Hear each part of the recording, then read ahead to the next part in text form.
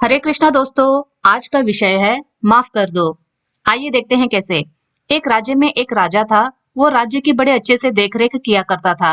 राजा अपने उसूलों का बड़ा पक्का था। अगर कोई अच्छा काम करता जिससे राज्य की प्रतिष्ठा बढ़ती तो उसे इनाम देकर सम्मानित करता। वहीं अगर कोई गलत काम या कोई जुर्म करता तो उसे भूखे भेड़ियों के सामने फेंक देता। खूंखार भेड़िए राजा ने अपने बाड़े में पाल रखे थे, लोगों को सजा देने के लिए।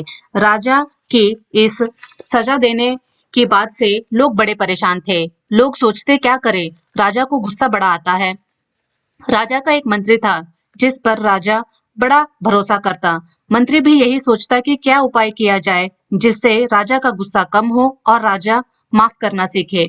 एक दिन उसी मंत्री से गलती हो गई तो राजा ने सैनिकों को आदेश दिया कि इसे उन खूंखार भेड़ियों के सामने फेंक दिया जाए। मंत्री राजा से माफी मांगने लगा, कहने लगा इतने लंबे समय से मैंने आपकी सेवा की है, कुछ तो सोचिए, माफ कर दीजिए। तो राजा बोला, जो आदेश जनता के लिए सबके लिए है वो तुम्हारे लिए भी। राजा ने मंत्री की एक ना मानी। राजा ने मंत्री की आखिरी इच्छा पूछी तो मंत्री ने कहा मुझे 10 दिन के बाद सजा दीजिए, मुझे 10 दिन और जीवित रहना है। राजा ने कहा ठीक है। 10 दिन बाद 11वें दिन मंत्री राजा के सामने हाजिर हुआ और बोला मैं सजा भुगतने के लिए तैयार हूँ। राजा ने आदेश दिया, ले जाओ इसे बाड़े में भेड़ियों के सामने, मैं भी पीछे पीछे आता हूँ। राजा भी पहुंचा, बाड़े का दरवाजा खोला गया, मंत्री को अंदर भेजा गया। उन भेड़ियों का भी दरवाजा खोला गया, वो भेड़िए भी बाहर निकल आए। लेकिन राजा देखता है कि वो भूखे भेड़िए, खूंखार भेड़िए उस मंत्री पर टूट पड़ने के बजाय उस मंत्री को प्यार करने लगे, उसके पैरों को हाथों को चाटने लगे। राजा ये देख बड़ा परेशान हुआ और सोचने लगा ये क्या हो रहा है। राजा ने मंत्री से पूछा, ये भेड़िए तुम्हें क्यों नहीं खा रहे हैं, इसकी क्या वजह है।